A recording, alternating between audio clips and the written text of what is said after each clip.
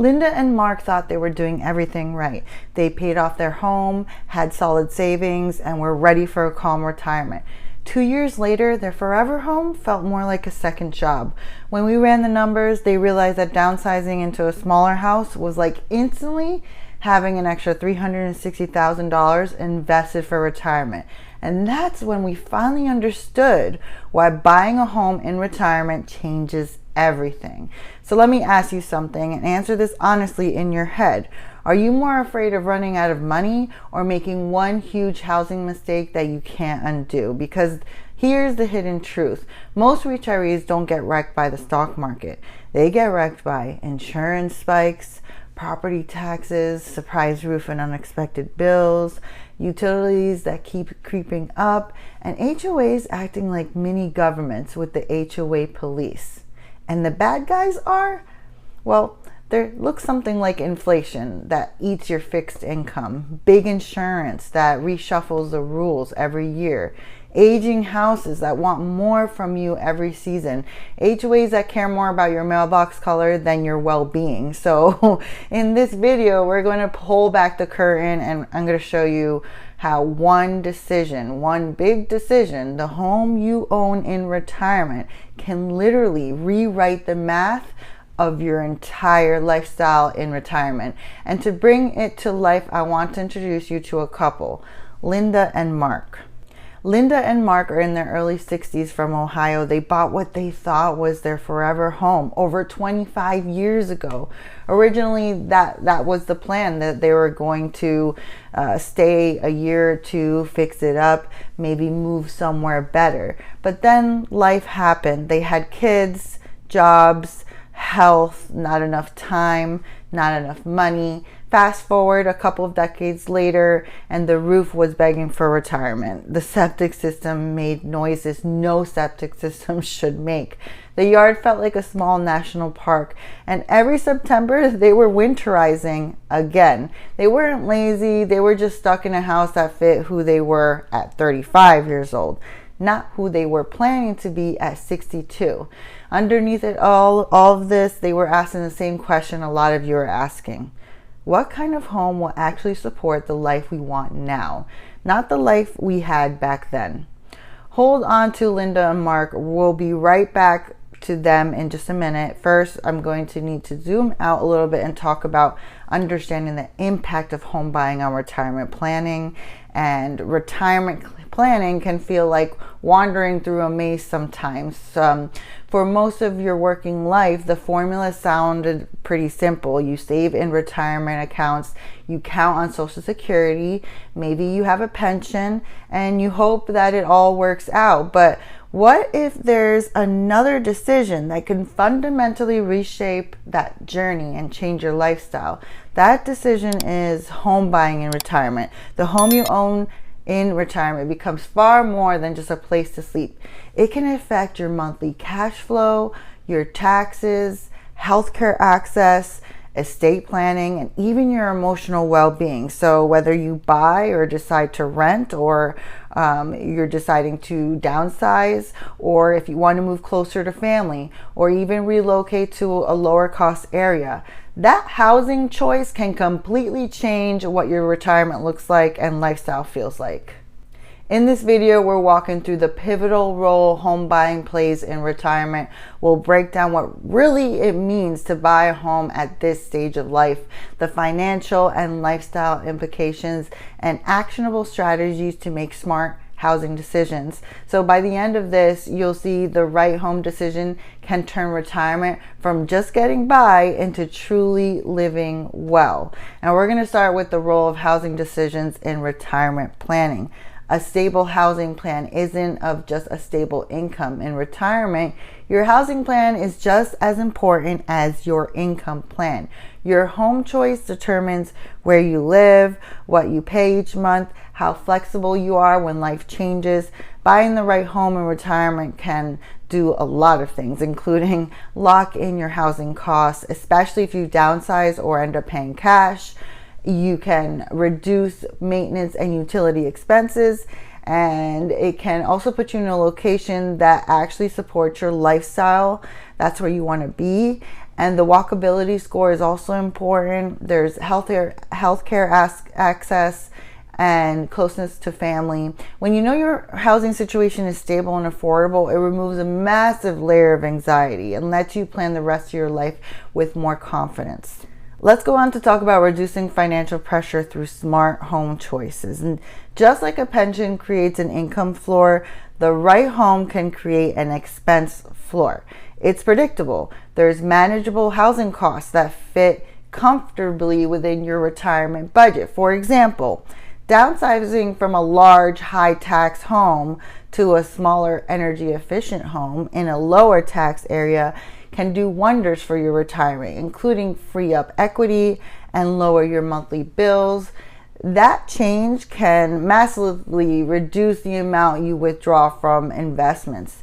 Increase your financial cushion for healthcare, travel, and hobbies, which is what everyone wants to do in retirement. And it can help your portfolio last longer. On the flip side, holding on to a large expensive home or taking on a new big mortgage in retirement can keep financial pressure high and increase your risk of running out of money. Rethinking retirement savings when housing changes. Your housing decision can dramatically alter how much you need to save and how you invest. This is an example of what I recommend. Move to a lower cost area and cut housing costs by $1,200 a month. The amount you set as a requirement for retirement or your nest egg may shrink significantly, which is always a good thing. You can use home equity to pay off other debts. Your monthly cash flow improves by doing that, which may let you invest more for growth or simply enjoy more of your life. So in other words, home buying isn't just a life cycle choice, it changes the math of retirement planning itself. So when you integrate housing with the rest of your retirement plan, your home decision should not be made in isolation. It needs to be coordinated with your Social Security claiming strategies and your pension income if you end up having one, and investment withdrawals and tax planning, healthcare and long-term care needs, estate and legacy goals. When your housing choice is integrated with the rest of your plan, you are going to gain both financial stability and lifestyle flexibility. And that combination can turn retirement from uncertain to secure. So what does home buying in retirement really mean? Buying a home in retirement is not just repeating what you did in your 30s or 40s. It usually means redesigning your entire living situation for this next stage of life. So the key dimensions include type of home that you're looking for, if it's going to be a single family, a condo, or a townhome, a 55 plus community, or even something near assisted living. If you want to age in place strategically, location is important. And, being near family, if that's important to you, low tax state, walkable urban area, quiet rural or small town setting. Then there's a financing approach. If you're going to be using as a cash purchase, a traditional mortgage, a reverse mortgage, and then you have to give space for functionality. Will it be a one-story living situation, or you do know the accessibility features in the home? If it's proximity to healthcare, are there pharmacies around and groceries and services? When you look at your home this way, it stops being just a house and becomes a tool.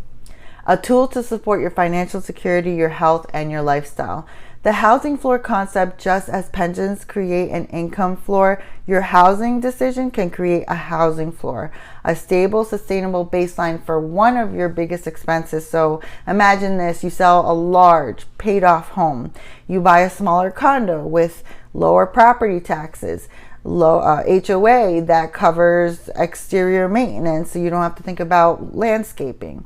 Much lower utility bills. Your monthly housing costs can drop from $3,000 to $1,800. Right here, you are saving $1,200 per month in living costs. You also free up a big chunk of equity that you can either invest, or you could keep it as cash reserves, or use to pay off other debts. Now, your essential retirement budget is much easier to cover with Social Security, pension, modest investment withdrawals, that lower housing floor gives you more resilience during market downturns. There's more freedom to spend on travel, hobbies, and family, and less risk of being forced to sell investments at a bad time. Without the thoughtful housing choices, retirees can end up house rich but cash poor. A lot of equity in the home, but constantly stressed about monthly bills. Now, the financial implications of buying a home in retirement, right? Because buying a home in retirement can dramatically alter your financial picture. There's cash flow, there's a smaller, cheaper, or fully paid off property that can lower the amount you need to pull from retirement accounts. There's taxes. There's property taxes, state income taxes, and capital gains rules differ by location. And some moves are far more advantageous than others. And then there's risk. And taking on a large new mortgage can put on more pressure on your portfolio to perform. It may shorten how long your money lasts if markets don't cooperate, and also affect liquidity. If you tie too much of your wealth into a house, you may struggle to cover big unexpected expenses. Here's a powerful way to think about it, right? If your new housing choice reduces your annual cost by $12,000, that can be like needing $300,000 to $400,000 less in retirement savings. So that's an awesome way to think of it. If we're assuming you get 3 to 4% a safe withdrawal rate. And that's how powerful the right home decision can be. Let's talk about the lump sum equivalent of a housing decision and understanding this, right? Because one way to understand the impact of your housing decision is to ask this really good question.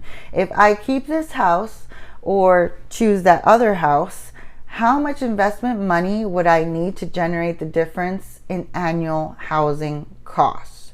So how to think about it, let's just say that house A, your current home, costs you $3,000 a month all in.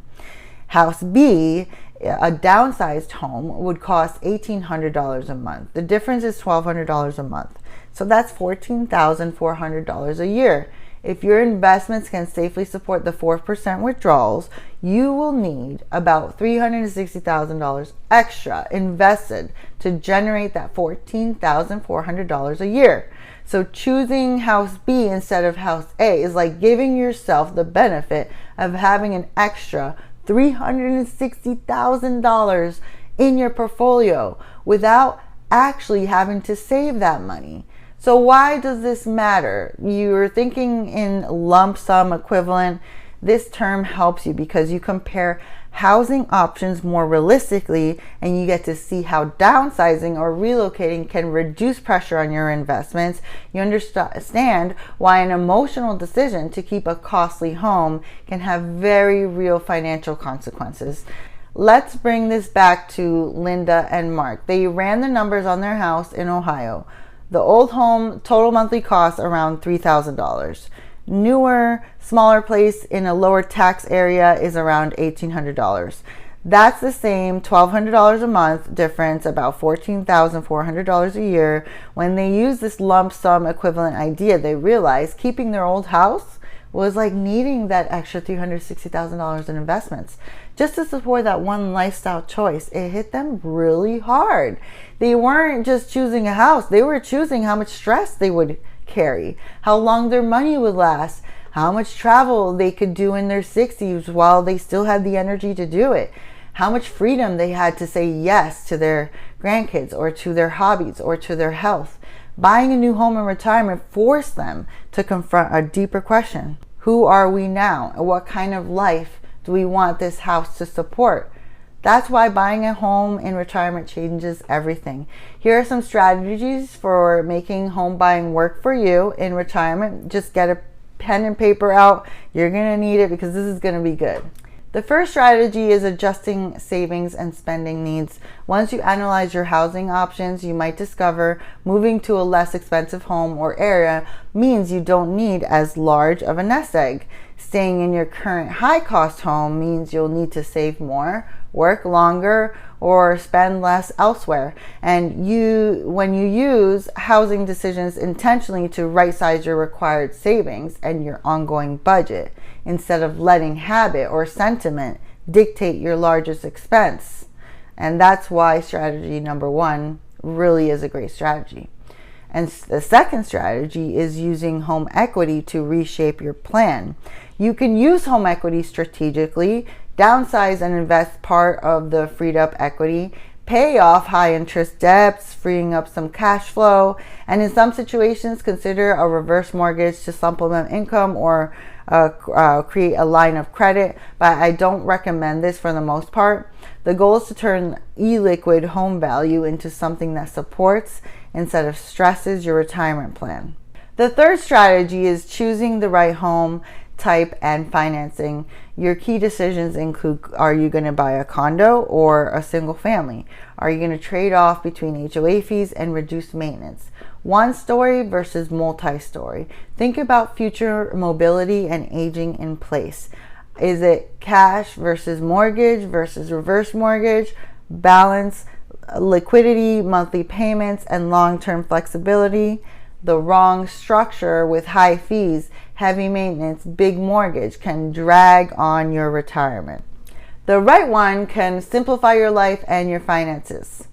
The fourth strategy is location strategy. This is taxes, healthcare, and lifestyle. So where you buy matters just as much as what you buy. There's tax environment, state income tax and property tax, homestead exemptions, estate and inheritance rules, healthcare access, proximity to hospitals, specialists and caregivers, social support and lifestyle, closeness to family, community you enjoy, activities that light you up, and a smart relocation can combine lower costs with a better quality of life and boosting both your financial and emotional return on the move. Adjusting savings needs once you've chosen your housing path. After you clarify your retirement housing plan, whether you end up staying or downsizing or relocating or buy a second vacation home, you can revisit how much you really need to save, how aggressively you need to withdraw from your accounts, how much flexibility you truly have for fund spending.